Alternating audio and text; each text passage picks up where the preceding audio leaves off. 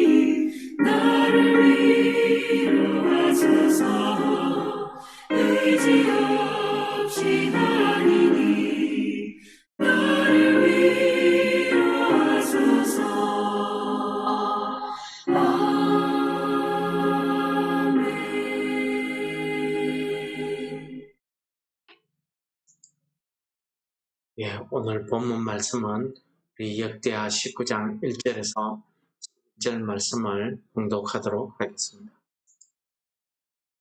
유다 왕 여호사밧이 평안히 예루살렘에 돌아와서 그의 궁으로 들어가니라. 하나니의 아들 선견자 예후가 나가서 여호사밧 왕을 맞아 이르되 왕이 악한 자를 돕고 여호와를 미워하는 자들을 사랑하는 것이 옳으니까. 그러므로 여호와께로부터 진노하심이 왕에게 임하리이다.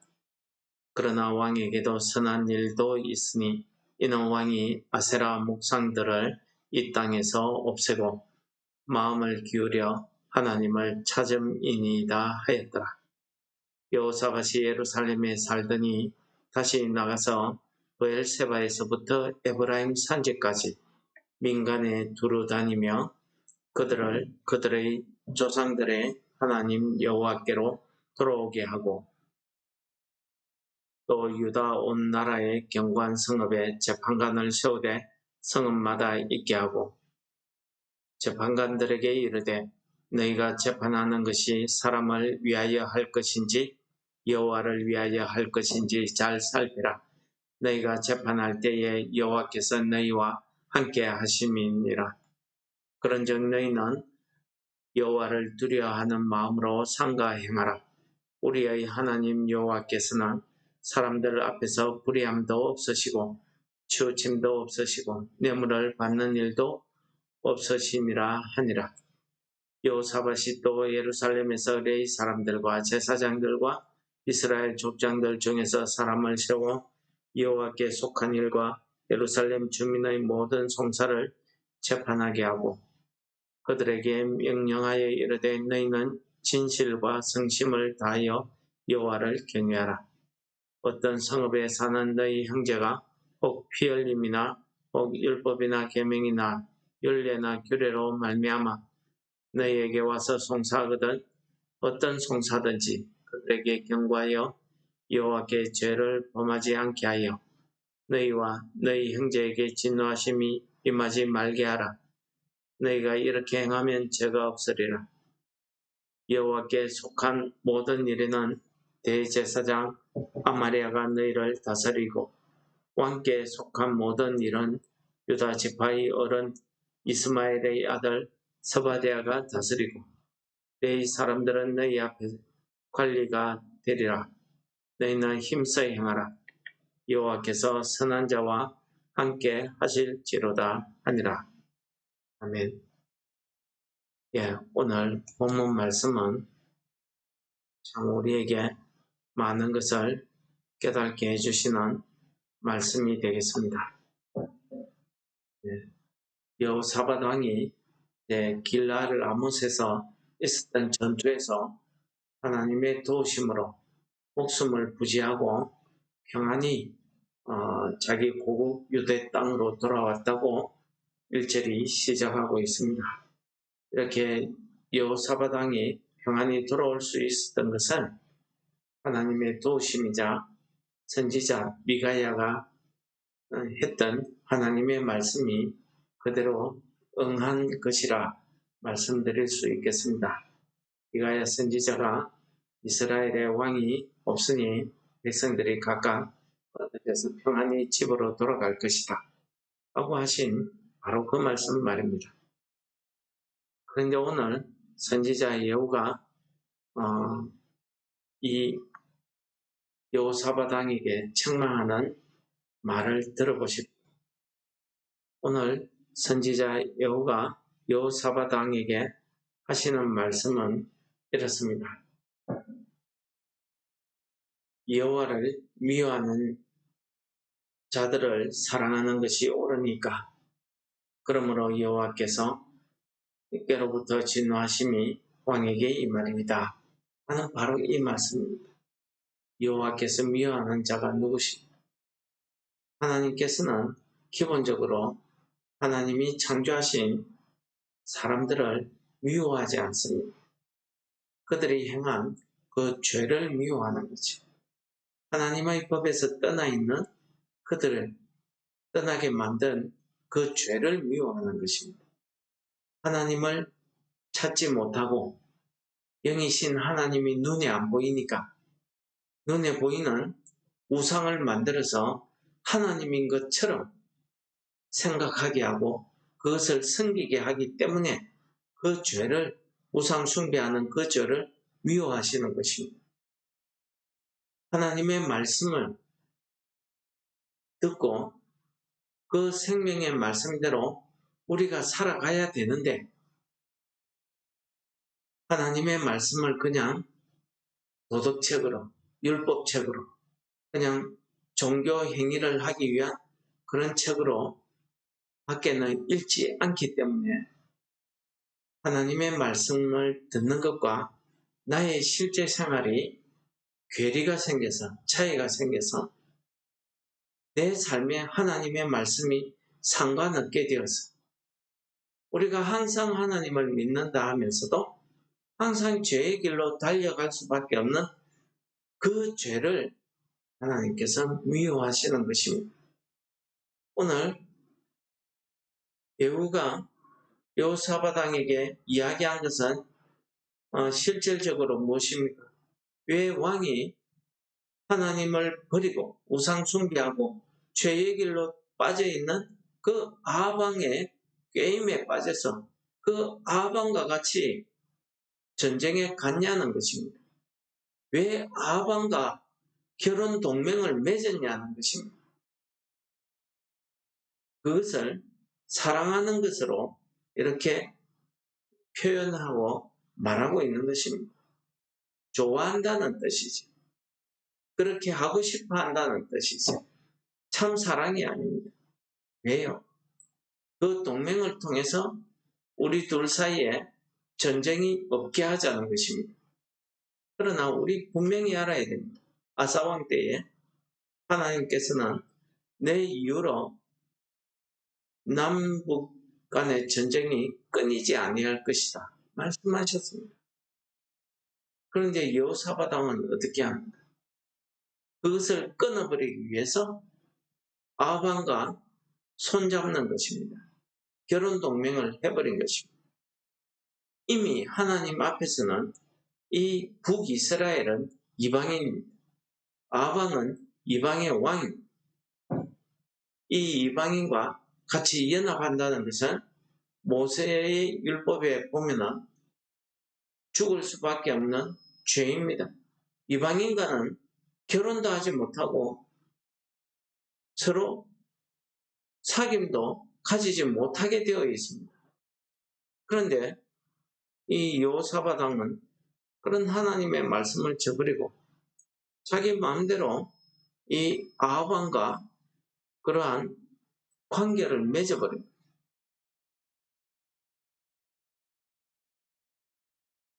이것은 우리 신약 성경에서도 이런 말씀이 있습니다. 바울 사도는 고린도후서 6장 14절에 믿지 않는 자와 멍에를 같이 하지 말라는 말씀을 하고 있습니다. 멍에를 같이 하지 않는다는 게 뭡니까? 이 여호사밧과 아합이 서로 동맹을 맺고 아합이 지어주는 그 길랏 전투라는 그 전쟁의 멍에를 같이 지고 간 겁니다. 그렇지 않습니다. 그래서 바울 사도는 고린도 교회에 너희들이 하나님의 말씀을 따라서 살기 위해서는 믿지 않는 자와 멍에를 같이 하지 말라. 무엇입니까? 믿지 않는 자의 그 생활을 본받지 말라는 것입니다. 그들과 같이 행동하지 말라는 것입니다. 이것은 예수님께서 우리에게 내 원수를 사랑하라 하신 말씀처럼 그 사람을 사랑하고 그 영혼을 위해서 해주는 것은 우리가 예수님의 말씀대로 이웃을 사랑하는 것, 원수를 사랑하는 일이기 때문에 우리가 해야 되는 일입니다. 그러나 그렇다고 해서 그 사람을 위해서 우리가 그 사람과 똑같이 삶의 방식을 산다는 것은 안 된다는 것을 이야기하는 것입니다. 고린도 교회의 형편이 어땠습니까? 거짓 교사, 적 그리스도가 많이 생겼고 우상의 제물로 인해서 믿음이 흔들리는 그런 일들이 있었습니다. 우리가 믿지 않는 자를 구원하기 위해서 그들과 같이 우상의 제물을 먹었어야 되겠습니까? 그들과 같이 먹고 마셔야 되겠습니까? 그러지 말아는. 왜요? 우리 속에도 우리 죄의 육신이 있기 때문에 우리가 그들과 똑같이 어울리다 보면은 나도 모르게 죄의 구렁텅이에 빠지게 됩니다. 아예 악은 그 모양도 흉내 내지 보지도 말라고 말씀하고 있지 않습니까? 그 모양도 흉내 내서는 안 된다는 것입니다. 모방해서는 안 되는 것입니다. 여러분, 여호사밧의 이 잘못 때문에 예후의 그 하나님의 말씀대로 그들은 이 유다 나라는 다음 장에 보시면은 모압과 암몬으로부터 침략을 당하게 됩니다. 또 배가 난파되어서 많은 사람이 죽는 이런 일도 있었습니다. 그리고 이 여호사밧 왕 이후에 유다 왕들의 그 삶을 살펴보면 유다 나라 자체가 여러 가지 우상숭배와 고난으로 징계로 어려움을 겪는 것을 우리가 보게 됩니다. 여러분, 나 하나의 잘못된 삶이 이렇게 많은 사람들에게 영향을 미치더라는 것입니다. 그런데 오늘 말씀 가운데 중요한 말씀이 있습니다. 그렇기 때문에 우리는 어떻게 살아야 되는 것을 가르쳐주는 말씀입니다. 이 예후의 이야기를 들은 여호사밧 왕은 실망하고 좌절하고 주저앉는 것이 아니라 그가 다시 한번 자기 자신의 믿음을 다시 세우는 일을 합니다. 그 일이 무엇입니까? 그는 다시 이 유다 땅을 남북으로 다니면서 백성들에게 하나님의 올바른 뜻을 행하도록 이렇게 했습니다. 브엘세바부터 에브라임 산지까지. 이게 뭡니까? 유다의 최북단에서 유다의 최남단까지의 전 영역을 두루다니면서 모든 백성들에게 다시 한번 여호와께로 돌아오도록 회개하고 믿음을 회복하도록 하는 이 일을 하고 있습니다. 그것은 아마도 이 아합 왕의 딸 아달랴를 데리고 옴으로써 여호사밧이 종교개혁한 이후에 다시 유다 백성들이 우상숭배에 빠졌던 것 아닌가 이렇게 보여지는 것입니다. 여러분, 그렇기 때문에 우리는 악한 자와 함께 동행해서는 안 되는 것입니다. 이방인과 함께 멍에를 매지 말라는 것입니다. 하나님을 믿지 않는 자들과 함께 동행하지 말라는 것입니다. 그리고 여호사밧 왕은 자기가 다니는 곳곳마다 이렇게 믿음을 다시 세우는 이 일을 하면서 이 사법 체계를 바로잡고 각 성읍에 재판관과 관리들을 세우는 거지. 이 재판관을 세우면서 그들이 여호와를 위해서, 즉 여호와의 입장에 서서 백성들의 종교적인 문제 또 사법적인 문제를 그 송사를 재판하고 판단하도록 이렇게 이야기하고 있습니다. 우리의 삶에 이런 판단이 재판이 굽어지는 것에 비하면 얼마나 여호사밧 왕이 노력을 하고 있는지 우리에게 잘 보여줍니다. 하나님께서는 불의함도 없으시고 치우침도 없으시고 뇌물 받는 일도 없다 라고 이야기하면서 모든 송사를 하나님의 입장에서 공명정대하게 공평하게 하나님의 뜻대로 판단하도록 가르치고 있습니다. 그리고 관리들을 세우죠. 그러면서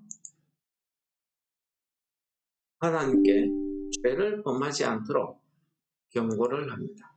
그리고 마지막 이야기가 무엇입니까? 여호와께서 선한 자와 함께 하실지로다. 이것이 여호사밧의 믿음, 선지자 예후의 그 하나님의 진노하시는 그 책망의 말씀을 들은 여호사밧 왕은 자기가 회개하고 또 백성들의 그 신앙을 다시 회복시키면서 그가 백성들에게 자기 믿음을 고백한 것이 무엇입니까? 여호와께서는 선한 자와 함께 하셨죠. 여기서 선한 자는 하나님을 믿는 자, 하나님의 믿음을 잃지 않는 자를 이야기합니다. 여러분, 우리가 잘 아는 시편 1편은 이 선한 자를 복 있는 자라고 표현을 하고 있습니다. 그래서 이렇게 이야기하죠. 복 있는 사람은 악인의 길을 쫓지 아니하며 죄인의 길에 서지 아니하며 오만한 자의 자리에 앉지 아니하며 오직 여호와의 율법을 즐거워하여 그 율법을 주야로 묵상하는 자. 하나님의 말씀을 묵상하고 그 말씀대로 행하는 자를 오늘 본문은 선한 자와 함께 하실 것이라고 말씀하고 있는 것입니다.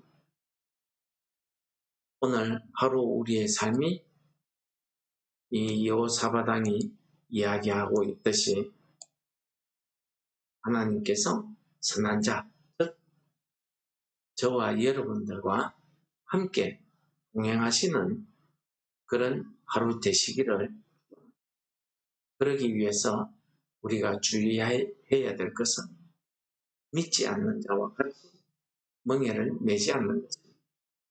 악인의 자리에 앉지 않며 죄인의 길에 서지 않며 오만한 자의 자리에 앉지 않며